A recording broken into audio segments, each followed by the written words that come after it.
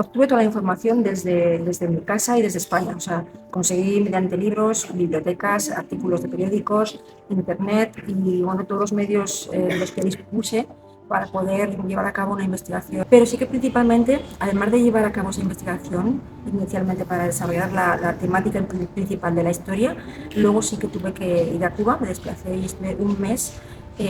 viviendo allí y contrastando todas las cuestiones que ya había escrito y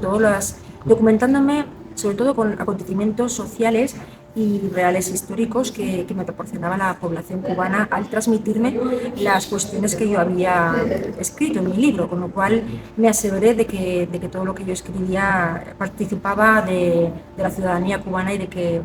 existía en los tiempos en los que la revolución se produjo. No, inicialmente yo cuando entré en Cuba no desvelé cuál era la intención de mi viaje y sí que fui con mucha precaución al principio, pero conforme fui intentando adentrarme en las conversaciones con las personas que me encontraba por la calle, sin yo querer, sin yo manifestar que tenía una intención de obtener una información respecto a lo que había pasado en esa revolución, la gente se brindaba a darme una opinión y casi todos estaban en contra del sistema, con lo cual venían a quejarse a mí de cuestiones que ni siquiera yo había solicitado la información, y cuando ya la obtenía la información sí que les decía evidentemente que había escrito un libro, una novela, y les indicaba cómo iba a desarrollarse y en qué proceso estaba de escritura.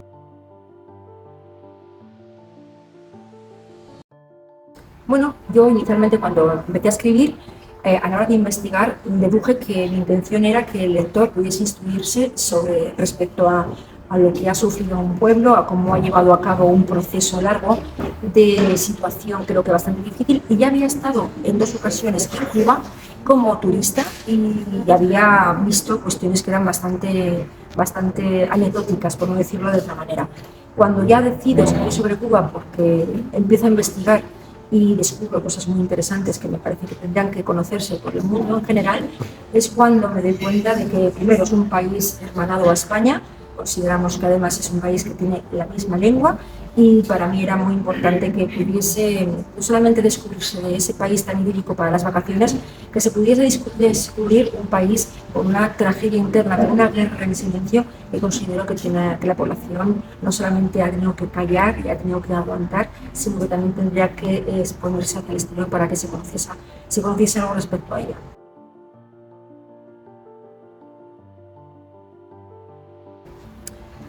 Evidentemente, cuando se escribe sobre algo y se acusa de alguna forma a personas que han tratado de eliminar la libertad de los pensamientos, la libertad de la expresión de las personas, el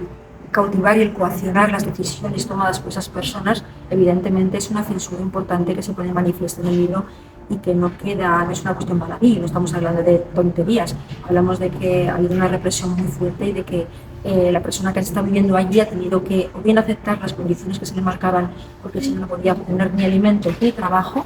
o bien tenía que, si mostraba una disidencia, entonces podía tener el riesgo de entrar en la cárcel o de incluso ser expulsado, o muchas más tragedias que se vienen narrando en el propio libro.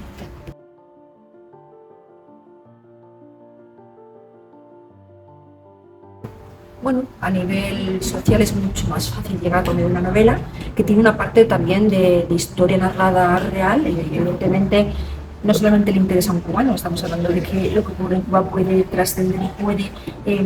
identificarse con otro tipo de materias a diferente escala. Pero no hablamos solamente de un Cuba revolucionario, hablamos de que hay muchos países que están atravesando de manera de otra forma, quiero decir, con otro tipo de intensidad, pero sí que están también obteniendo mucha manipulación respecto a las personas para llegar a cumplir por parte de quien ejerce un poder ilimitado una forma de imponerse y de prosperar y de perpetuar en el gobierno. Bueno, para mí es muy importante que la novela no se considere simplemente que es una novela dirigida hacia el pueblo cubano. Primero, la trama se desarrolla entre Cuba y España, pero además de eso, la parte más importante para mí del desarrollo de la novela es la parte reflexiva, es decir, que pensemos los humanos, qué opinión tenemos real sobre las cosas, qué pensamiento es en nuestro propio pensamiento, porque casi todos los pensamientos o creencias vienen derivadas de o bien de la manipulación o de las herencias del pasado, de nuestros entornos, de nuestras familias, o bien de un interés o bien de una circunstancia. Pero habitualmente no nos paramos a pensar en este mundo tan agitado en el que vivimos cuáles son las creencias propias nuestras y cuáles son nuestros pensamientos,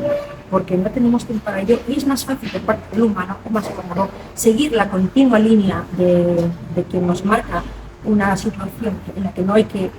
reprender ni en la que hay que salir de esa línea, y creo que es una materia muy reflexiva que hace que el humano pueda pensar cuál es su propia creencia y además, evidentemente, bajo una situación como la que Fidel Castro marcó en su país, protegió un país a su medida, manipulando la información, haciendo de un país profano cuando realmente era católico, y muchas más otras cosas que se pueden descubrir en el libro y que lo que lleva a considerar es que nada es lo que parece, por tanto la mentira alimenta mucha oscuridad y es difícil identificarla como tal. Bueno, muchísimas gracias por todas las respuestas.